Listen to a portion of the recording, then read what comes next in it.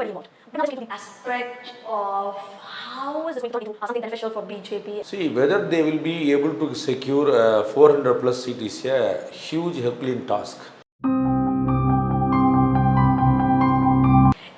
In a world when we see that even if you give a water bottle or you give a free bus, you have your posters put on there saying that, hey, I've done this. We are going to witness within the next 20 years that we will see Modi Baba. The Hindus are not really snatching the masjid from the Muslims. The friend of the universe, Vishwamitra, of course. Expect the net worth of this Ayodhya temple to be. Hello and welcome to Chanakya English for our Pandey Politics. Today we're going to talk about the Ayodhya Ram Mandir's Pran Pratishta. And the whole world was really watching what was happening there, and majority of the Hindus were really engrossed in the whole event. We'd like to get deeper into how is this going to impact Modi ji's 2024 Lok Sabha elections. So here we have today with us Pandey sir. Hello sir, welcome to the show. Sir, so we all know how big this was, how pompous this was. It had everybody involved. But now let's look into the aspect of how is this going to turn into something beneficial for BJP and Modi ji. If a politician acts for something, obviously there will be a political motive also. Yes. You cannot split politics from politicians. So it's inherent, that's a separate quality, and we can call it that's a separate skin tone and separate group. So obviously we are all aware Narendra Modi ji is a best ever politician we have ever seen throughout our Indian political history. So he knows how to keep things in place. So obviously this is going to help them also politically. That is why the Congress and the INDA alliance completely scared about Bharat Prime Minister that it is not a spiritual event, it is only a political event. So that's what madam, and obviously this is going to give you a huge mileage. The whole Hindu community and might not be the voters, but the sympathizers and people who are spiritual, they also may turn towards BJP. So previously they may not be under the 10 crore cadres, and they may not be the 39%, they may not be under the 39% of their vote share and all, but more people who are all Hindus, and they may lean towards BJP. So that is what the ultimate gain is BJP is going to. Of course, I see a larger interest of Prime Minister Modi ji in this than the politics. Obviously, politics also will be there. I will say, put in this way, that politics might be 25% and the spiritual thing might be 75% according to Prime Minister Modi ji. But people in the opposition may think in the reverse. In a world when we see that even if you give a water bottle or you give a free bus, you have your posters put on there saying that, hey, I've done this. So I think for what he has done, there is nothing wrong in politicizing it as well to some extent, like you said. So the 25% seems a little okay, but the thing is, so is BJP going to get that 400 plus seats in the Lok Sabha election, which will make Modi probably the most top prime ministers of India after Nehru or Indira Gandhi. See, whether they will be able to secure 400 plus seat is a huge Herculean task. It is not as easy as they think, because in most of the states they have already reached their peak. You can call it Uttar Pradesh, Rajasthan, Madhya Pradesh, Bihar, Himachal, Karnataka. Most of the states, what they got in 2014 and 19, that's the peak. So I wonder whether they can get more than that on those states or not. It is hardly, if at all, even though there is a probability of at all, it will be only 1 or 2 seats left. So if there is 24 seats, already they got 22 seats. If there is 40 seats, already they got 38 seats. So what is the huge difference they are going by? So only if they get a good number in south and the states which they are not secured good numbers in previous elections, only then their dream of 400 plus will be materialized. So already they got more than 300 seats on their own, 303 seats something they on their own. So making it to 400, even it's called a huge in total of their alliance. That's going to be a huge task because they don't have a strong alliance too. We can call only that Eknath Shinde split of that Shiv is only the second largest alliance partner of BJP. So no Shiromani Akali Dalam, no Nitish Kumar, no ADMK. So there is a huge gap.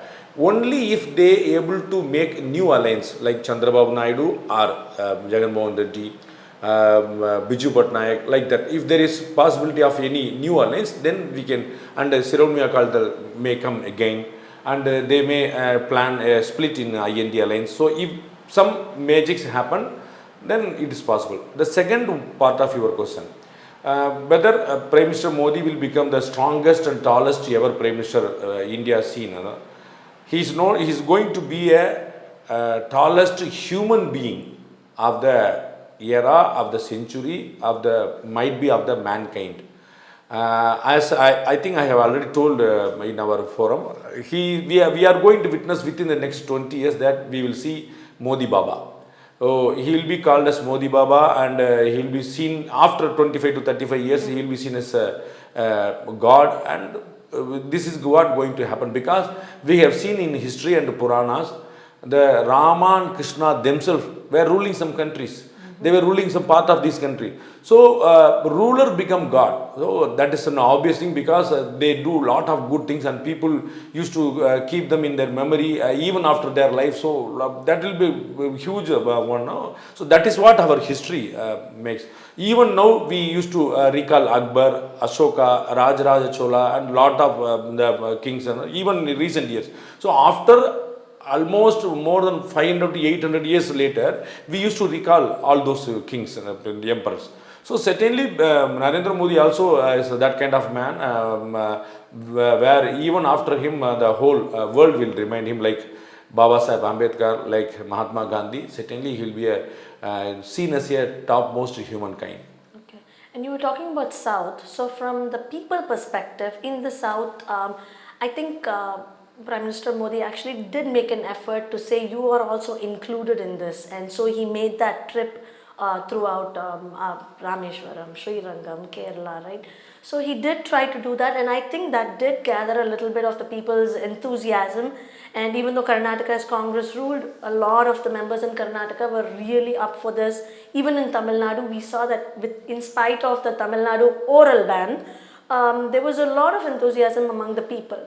So having said that, was Tamil Nadu's act of trying to put a ban, not having big screens and temples and things like that, was it their way of trying to subdue the people?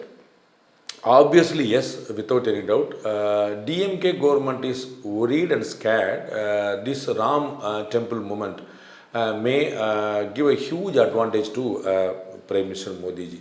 So they are scared, so they wanted to stop directly and indirectly and orally, and even in return, Tamil Nadu government police department has denied the permission in most of the people, and we have shown in our Tamil channel. So which is very, very obvious they tried.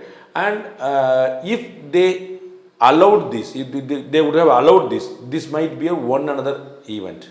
So January 22nd, January 23rd, January 24th, like it will be might cross as a one another day. Just because they tried to stop, that became a huge, there was a huge momentum throughout Tamil Nadu. Not only BJP or Hindutva agencies, common men also felt hurt on this. Why they are stopping on these spiritual things? There is no propaganda, there is no politics, there is no public meetings and all. Only Annadanam, Bhajan, Puja, and screening of that thing, of course. So why the government is stopping? They got educated. I received more than 100 calls in my personal capacity. People were throughout across Tamil Nadu, people were literally crying and shouting. what is the hell is going on, why these people are stopping it, what we are doing. We are genuine people, we don't have any agenda, just want to facilitate the common man to see the big screen, the great momentum they wanted to. They may not be able to go to Ayodhya, they don't know when they can physically go there. So just want to do the historical moment, just we want to show them, and we are worried why the government is stopping. So that is what the momentum. Only by understanding the people's mindset and mood and tempo, the next day when it went to court on the same day, Ram Lala Virajman made that happen again. At the same time, Supreme Court as well as the High Court of Madras heard the case simultaneously, and both the court supported this moment, and they said that people have the freedom to watch this and no one can stop. And even further, as we told in our Tamil channel, the Supreme Court and as well as the Madras High Court emphasized that there is no need of getting permission from any government officer for the indoor events. That was the rule is. So, following any religion and keeping any activity of spiritual things, it is our fundamental right assured in the Article 25 and 26. Modi ji in his speech after the Pran Pratishtha, he actually says Ram is not for dispute, he is actually as a solution. And so Ayodhya temple was, the whole case was being pushed because people, the politicians were worrying that it could be a matter where there'd be a lot of dispute. But there was no issues, it went out very smoothly. What could be the ground reason for? One Dr. Imam, who is the chairperson of the Imam Organization of India, who also attended this event, Ram Lala Virajman, so Prana Pratishtha event, he also attended. He said, this is new India. His statement. And he said, humanism is our religion. And he said, nation first. This is what Prime Minister Modi ji was insisting from day one. Sabka Saath, Sabka Vikas, Sabka Viswas. And now Sabka Prayas, effort of every individual to build the state. And throughout his speech, Prime Minister Modi ji was telling that from now on we should move to Ram to Rashtra, Dev to Desh. So let us pray Ram Lala and let us pray Krishna Bhagavan and let us pray every individual God who you love to pray. But we should move on to next step. So only by making this country the global number one and Vishwa Guru, you can contribute, and that can be a tribute to that goddess you are praying for. So that is what his speech. So Dev to Desh, Ram to Rashtra, that is why he repeatedly said at least 6 times. He repeatedly said the same. So that is where he is. And I focus more on the speech of RSS chief, Mr. Mohan Bhagwat, than Prime Minister's speech, because RSS chief Mohan Bhagwat insisted that we are in a Josh. Now it's my duty to insist on the Hosh. Means we should be more and more responsible. And he was explaining and extending what Prime Minister Modi was insisting from the day one. He was explaining the thing, the Sabka Saath, Sabka, because how he has not mentioned that particular line, but he was explaining that we should travel together, we should live together, we can coexist, we can live in a harmonious way, and that is what India is known for the years and years and years, and that should be our culture also, that should be the message to next generation also.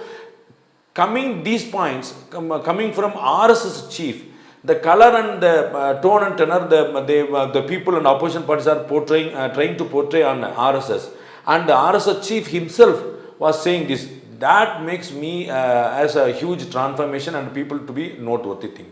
And also that Ayodhya is also going to get a masjid, right? I think, which is going to be very close to Supreme Court mandate. Correct. So we are not really, the Hindus are not really snatching the masjid from the Muslims. It's more, they have been given a separate place. So that Sabka Saath is still there. It applies. Without any doubt. Right. And so I think the Prime Minister also made a speech about the develop or our Amrit Kal up till 2047. The decisions we make, those are going to reflect for the next 1,000 years. So having said that, what do you think is going to be his next step?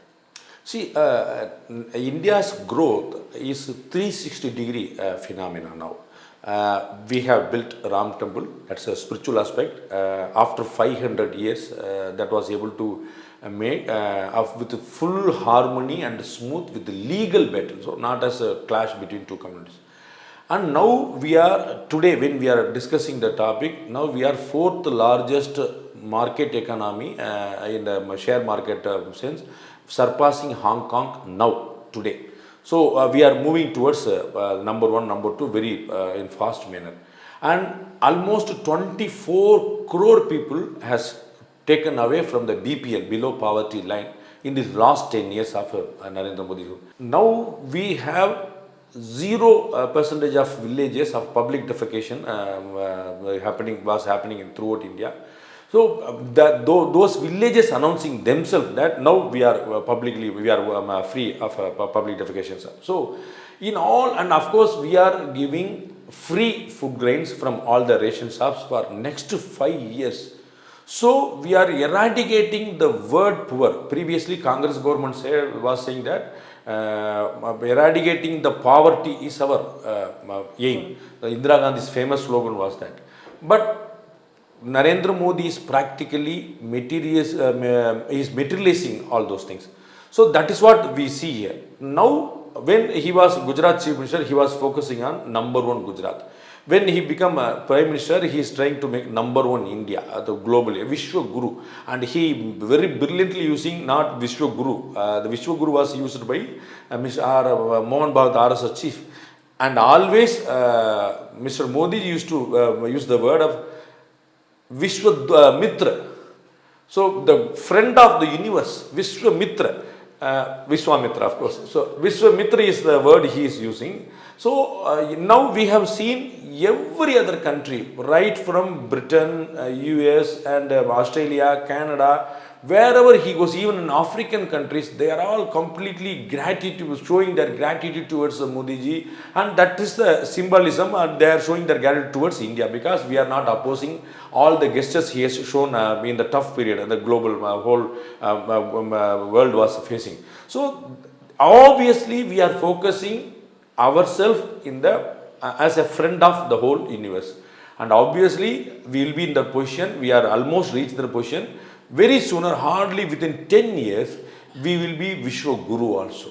And with no power, I have read one Chinese ambassador to America who wrote about the culture of China. He is writing, without any war, without sending even a single soldier, I wonder how Indian culture influenced more than 200 years of Chinese. So that is how we influence. We influence other countries with our love, not with arm twisting, or not with money power, or not with muscle power. We just send our message of love.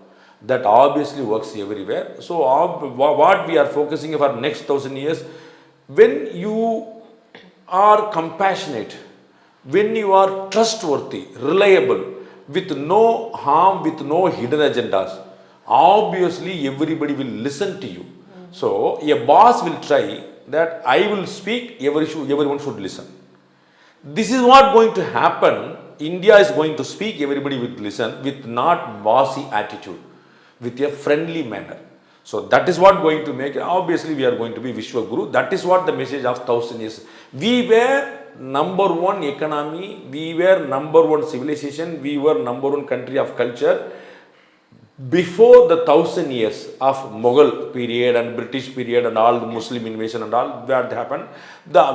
Just 1,000 years before, we were the number one global economy in all the parameters. We will regain the same within few years. Our culture is our culture, our spirituality, our behavior, our economy, everything, 360 degree, I say. Okay. So going back to Ayodhya temple, can we do a quick comparison with what is the net worth going to be of the temple in comparison to maybe Tirupati, which I think has a net worth of 3 lakh crores, and then there's the Padmaswamy temple in Kerala, which has about 1.2 crores, 1.2 lakh crores. So what do we expect the net worth of this Ayodhya temple to be? I am not sure and I am not a master of this economy, but certainly we have put a few news in our Money Minded channel that how the complete business community benefited by this Ram temple movement. Lot of flags, lot of flowers, lot of tents and camps and t-shirts, shirts, flags. The business was, and LEDs, the business was in peak through this. They're renting rooms for about 1 lakh or Yes, something. yes, and including the OYO and all the topmost hoteliers are planning to launch their footprint in Ayodhya. So, and we have an international airport there. So, Yes. obviously, this is going to be one of the huge business. I'm not talking about surpassing Kasi or Tirupati or Vadapalani or Palani or something else. India is a country of dharmic. So wherever you go, we used to call Divya Desham in Tamil. So we have at least 108 Divya Desham. And the Saiva Aham temples also, wherever you go, we used to call Tennaduடைய Sivaniya Potri. So he belongs to South and all. And of course, you know how popular he is. And every household in North India also. So everywhere you go, Tamil may we used to say the one Kovil illada uril kudiyirukka vendam. Don't live in a place where there is no temple. So in Indian culture, first we used to build a temple. Then we used to build the city. You can witness the same in Srirangam, in Madurai, in Srivilliputtur, in Kashi, in lot of places. Heart of the city, you can see a temple. You can see the squares, all the streets and VDs, you can see them as a square. There only comes the only then all the residents will be there. So that's how our civil society used to build. First the temple, then the civilizing everything. So obviously Ayodhya was the it was called as Avantika, the topmost cities. 7 cities we used to call top. That was Ayodhya was one among, and Ayodhya itself means unbeatable. Even you cannot fight against. It is not about unbeatable. It is not. It is about Ayodhya. You cannot even yuddh. There is no yuddh at all. You cannot even fight against that city. So that type of city is there. Today we have 140 crore people. At least 120 crore people living now, they will try to go to Ayodhya. At least 120 crore, at least once. Yes. At least once. And just think about the repeater. And this is within the country. How about outside the country? There are many people who want to come. So that is what is going to happen, and this will be one among the topmost, as it was 1000 years before, 500 years before. This will be the one among the topmost temple. Every individual will be able to visit, as the Rameswaram is existing, as Srirangam is existing, as Kashi is existing, as Tirupati is existing. This will be. It is not about south or north. It is a politician's idea. We call ourselves as Indians, and the complete from Kashmir to Kanyakumari to Assam to Villivakam, everywhere we are united. And the spiritual thing, the religious thing is what the first connect between the Indians. Okay. So moving on to the Bharat Jodo Nyaya Yatra. So Congress leader Rahul Gandhi, he's been doing that yatra, but I think yesterday he was planning to go to a temple in Assam and he was denied entry. But reading through the information, it looks like he had initially made plans to go to the temple, but then the CM of Assam, Hemant Biswa, had said do not come before 3 p.m. for whatever reasons it may be. But they did not go with that change of plan. They still tried to enter the temple and they were banned from going. So I think till the end, Rahul Gandhi did not make it into the temple and he left the place around 2 p.m. He could have waited another hour if he really wanted to go to the temple and could have made it. But is there really some sort of tug of war going between the Assam BJP and the Congress leader? Obviously, there will be a tug of war without any doubt. But entering into a temple or entering into a public place is an entirely different phenomenon. Entering into a temple needs some system. So you have to understand the system. You have to accommodate yourself according to the system. It is not that if I like to go to temple after lunch, you cannot see even a single temple in Tamil Nadu which is open from 1 p.m. to 3:30, 4 p.m. at least. So, if you go to any temple in Tamil Nadu by 1 p.m. Till 4 p.m., you cannot enter into temple anywhere. You be yourself or you be the Prime Minister of Tamil Nadu, India. That you cannot enter. No, he was there, I think, at 9 a.m. He was there at 9 I am a.m. not, so that is where I am coming. So I am not aware when he tried to enter, and I am not aware why he was denied. If at all it was about the timing of the temple, then he has to oblige the timings. If it was a regular routine time, even though if it might be a peak time, if it was a routine time where all the pilgrims were allowed, if in that scenario, if he was denied, that's a wrong from the government, wrong side of the government. I completely disagree with the government, with no doubt. But I don't know about that particular temple system because, as I said, you cannot see a temple opened between 1 to 4 p.m. in Tamil Nadu. But you can see the same temple opened in Tirupati. So it depends, it varies temple to temple. So I don't know what happened there, why he was denied. If he was denied for timing and reasons, he has to, I don't have any say, my sympathy goes towards Mr. Rahul Gandhi. If he was denied purposefully, even he was on the right time, that is certainly wrong side from the BJP government without any doubt. Okay.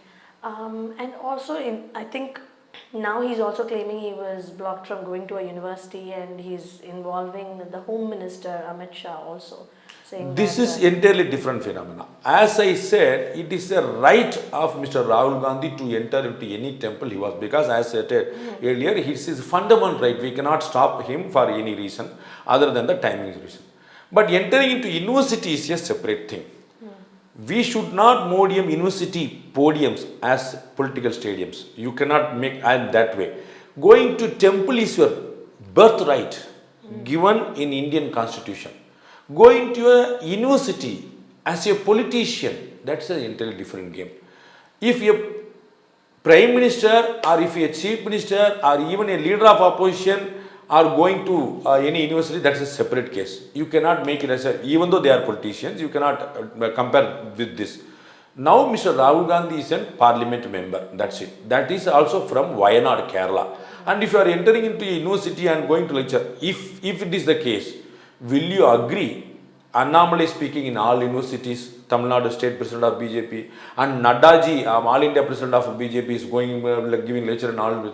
So that is not going to happen. So that should not also happen.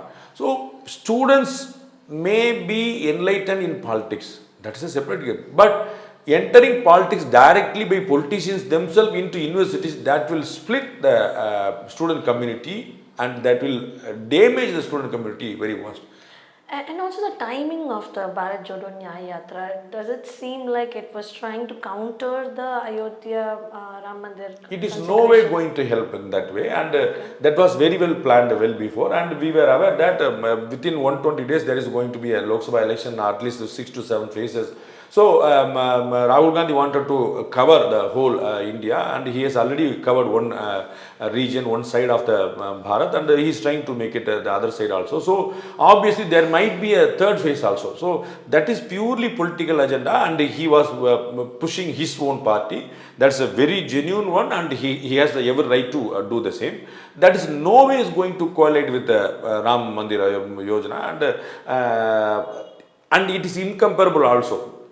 Ram Mandir is every, even though it was Prana Pratishtha done by Honorable Prime Minister as Yajman, that is the movement of every Indian, every Hindu. Not only BJP cannot claim that it is our own. The BJP government may supported this one, but it is an Indian movement.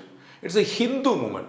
So, but Bharat Jodo Yatra is not that case. That's a Congress movement. So it is limited to politics. This is limited to spiritual one. So this is bigger than that without any doubt. And Bharat Jodo Yatra will end someday. Ayodhya Rama Mandir is not going to end in any day. Thank you so much for your time, sir. Thank you. Thank you for watching Chanakya English. Stay tuned for more updates.